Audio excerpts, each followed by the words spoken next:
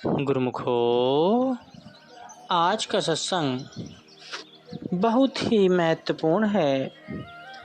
सभी गुरुमुख ध्यान पूर्वक सुने और वचनों पर अमल करें।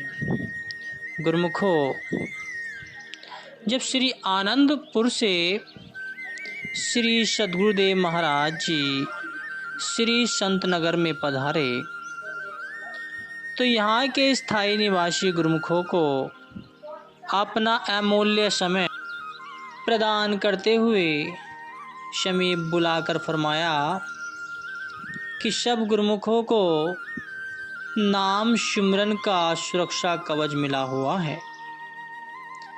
इसके द्वारा मन माया के आक्रमण से स्वयं को सुरक्षित कर सकते हैं तथा बाहर की प्रतिकूल परिस्थितियों का सामना भी कर सकते हैं। अभिप्राय यह है कि जब जब भी दुख, भय, क्लेश आदि का वातावरण उपस्थित हो तो नाम सुमिरन करते हुए इस विकट स्थिति से त्राण पाया जा सकता है। गुरुमुखों को सदा सावधान एवं सतर्क रहना चाहिए। श्री आज्ञा और मौज पर चलते हुए जीवन को सुखरूप बनाएं और सुरक्षित रहें।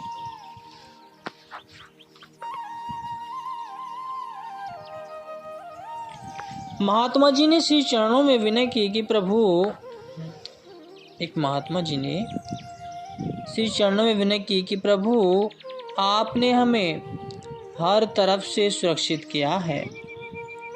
हर वर्ष वर्षा ऋतु में नदियों में उफान आने से आसपास के गांवों में बाढ़ आ जाती है।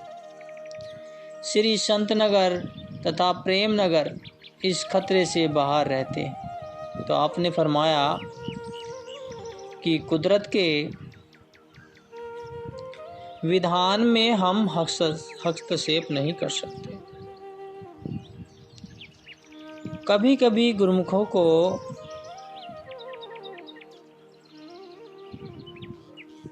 को भी ऐसी समस्या का सामना करना पड़ सकता है। इस वर्षा ऋतु में अनाज, दालें आदि 2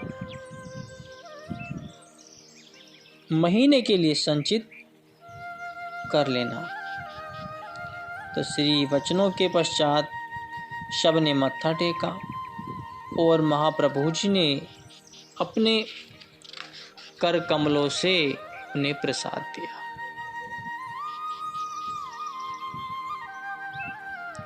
बाहर आकर एक दूसरे से कहने लगे कि 2 महीने की भोजन सामग्री को संचित करना, इन वचनों में कोई अवश्य रहस्य है। सचमुच ही जुलाई मास में अत्यधिक वर्षा होने से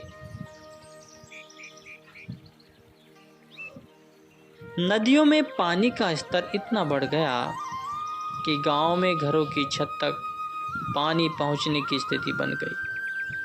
इससे बचाव हेतु रात्रि समय गांव वालों ने मिलकर श्री संतनगर के परकोट को 2-3 स्थानों पर खंडित कर दिया।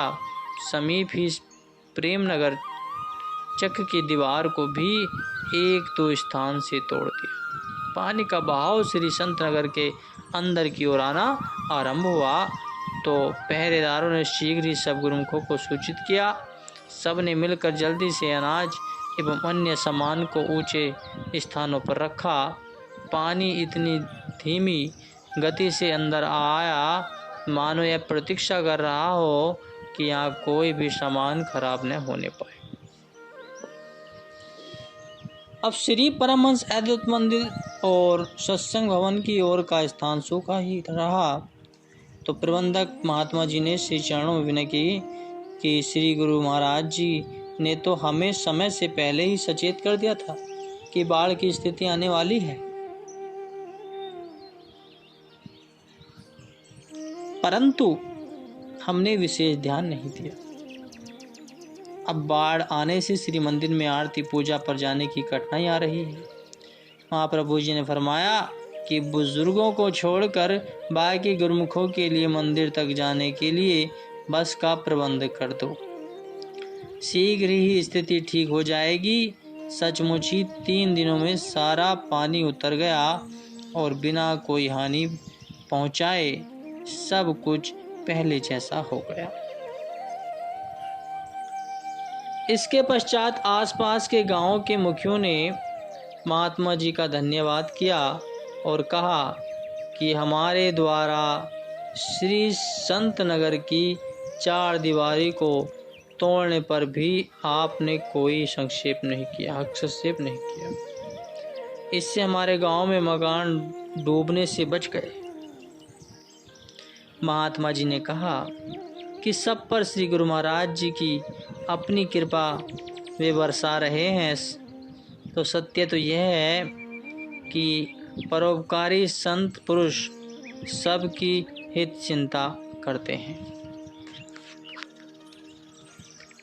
श्री संत नगर से आप आगरा में पधारे तो श्री प्रभु जी का आगमन सुनकर संतों का तांता लग गया। काफी संख्या में संगत के आ जाने के कारण पंडाल में श्री दर्शनों का आयोजन किया गया। तभी अचानक ही बहुत जोरों का तूफान आ गया, इतना भयानक कि उस तूफान की लपेट में पेड़ पौधे सभी जड़ सहित जमीन पर धराशायी हो गिरने लगे।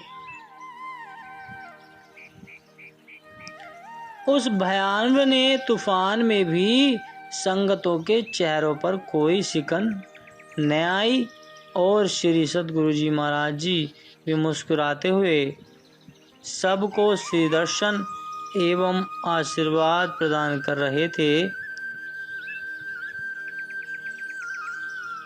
किसी ने अपने मित्र से कहा कि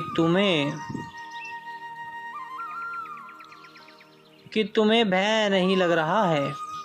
उसने उत्तर दिया कि भयहारी भगवान तो सम्मुख विराजमान हैं, फिर हमें भय काहे का। ऐसे समय में संकटहारी प्रभु नाम के सुमरन से सब भय बाधाएं दूर हो जाती हैं। सेवकों ने विनय की कि स्वामी जी कृपा करके अंदर चलिए, तूफान बढ़ता ही जा रहा है। तो पंडाल में लगी बल्लियां उड़ रही थी तो श्री वचन हुए कि नहीं, पहले पूरी संगत से कुशल घरों में चली जाए। जब संगत घरों में चली गई तो वचन हुए कि किसी प्रेमी का घर है यहाँ। तो भक्त दयाराम जी वहाँ पास ही खड़े थे, जो कई बार श्री प्रभु जी को अपने घर से चरण कमल डालने के लिए विनती कर चुके थे और श्री प्रभु जी ने सहज ही फरमाया था कि आएंगे। उन्होंने तुरंत ही कहा कि दास का घर पास ही है। तो श्री गुरु महाराज जी ने इस भक्त जी के घर कृपा की। जैसे ही पंडाल से उठकर अंदर घर में प्रवेश किया, कैसे ही पूरे का पूरा पंडाल तूफान में बिखर गया। कुछ प्रेमी धीरे धीरे तूफान समाप्त होने तक वहीं दर्शन करके अपने भाग्य मनाने लगे। सत्पुरुषों की करनी व अपार महिमा का वर्णन करने में जीवा सक्षम नहीं है। किस प्रकार प्रेमियों की आत्मिक तृष्णा को शांत करने के लिए महापुरुष अपने तन पर अनेक कष्ट सहन कर सदैव परोपकार में संलग्न रहते हैं। महापुरुष वाणियों में कहते हैं कि हे प्रमादी जी, पाप कर्मों से डर, उनकी ओर से मुख मोड़, उस सच्चे मालिक की शरण में जा जो दीन दुखियों पर दया की दृष्टि करने वाला है, जिस परम पिता के गुण गाते हुए वेद पुराण भी नहीं थकते, उसका सच्चा नाम हृदय में बसा। इस संसार में केवल नाम ही पापियों को पवित्र करने वाला है, तो भी उसका सुमिरन करके अपने मन पर चढ़ी हुई जन्म जन्म की मैल को दूर कर सकते हैं। यह बहुमूल्य काया फिर नहीं मिलेगी, इसलिए अभी नाम की कमाई करके भव सागर से पार उतर जा। इस रहस्य को जिसने समझ लिया वह गुरुमुख बड़ा भाग्यशाली है। वह शब्द की कमाई करके नर से नारायण बन सकता है। इस लाभ की तुलना सांसारिक पदार्थों से नहीं की जा सकती। संसार व माया की मलिनता, छल कपट आदि विचारों से स्वयं को मुक्त करना है। पवित्र और विशुद्ध मन में ही प्रभु के दर्शन हो सकते हैं। संतों के दरबार में यही शिक्षा दी जाती है कि यदि परमात्मा को हृदय में बसाने की आकांक्षा है तो अन्य वस्तुओं की चिंता छोड़नी होगी। सत्पुरुषों की संगति में रहकर मनुष्य क्रियात्मक जीवन बनाता है, जिससे मन दूसरे विचारों से रिक्त हो सके।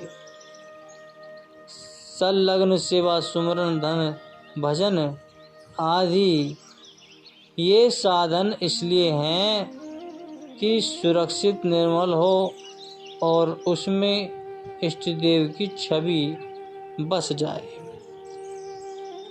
संसार का प्यार या माया किसे कहते हैं? जो जीव को ईश्वर से विमुख कर दे और आजीविका जमाना, परिवार का पालन पोषण या धन संचित करने का भय नहीं है।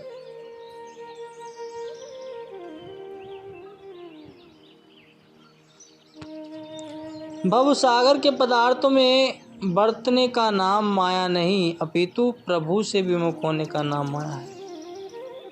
यदि मनुष्य संसार के धंधे करता हुआ भी प्रभु के नाम सुमिरन से विमुख कहीं रहता तो संसार की वस्तुएं उसके बंधन का हेतु नहीं बनती, वे उसकी मुक्ति का कारण बन जाती। इसलिए सत्पुरुष सांसारिक काम काज करने के लिए मना नहीं करते, अपितु उसमें सुरक्षिति फैलाने का खंडन करते हैं। बोलो जयकारा, बोल मेरे श्री गुरु महाराज जी की जय।